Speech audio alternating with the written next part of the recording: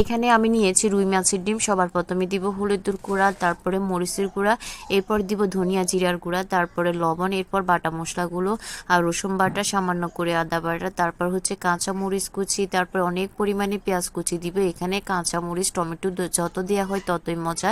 এ পর্যায়ে দিয়ে দিব টমেটো। এবার সমস্ত উপকরণ হাতের সাহায্যে ভালোভাবে মেখে নিব।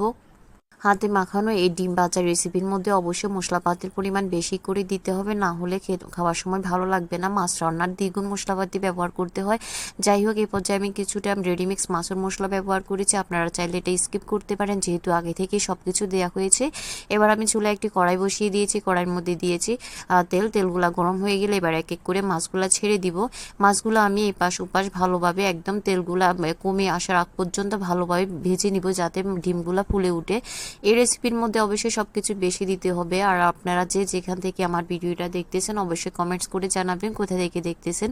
আমার ভিডিওগুলো আপনাদের কাছে কেমন লাগবে সেটাও জানাবেন। এই তো আমার পানিগুলো, যে পানিটা দিয়েছিলাম সেটাও শুকিয়ে গেছে। আমার ডিম ভাজা পুরাই রেডি। এবার আমি কিছুটা ধনিয়া পাতা দিব, আবার ভালোভাবে নেড়ে ছেড়ে মিশিয়ে নিবে। এবার শুধু গরম ভাতে খাওয়ার পালা। আপনারা চাইলে পোলাও বা যে কোনো কিছুর সাথে এই ডিম ভাজাটা খেতে পারেন। যারা বিশেষ করে ঝাল পছন্দ করেন, অনেক বেশি মশলা পছন্দ করেন, তারা এভাবে করে বানিয়ে খেতে পারেন। আর রেসিপিটা কেমন হয়েছে অবশ্যই জানাবেন।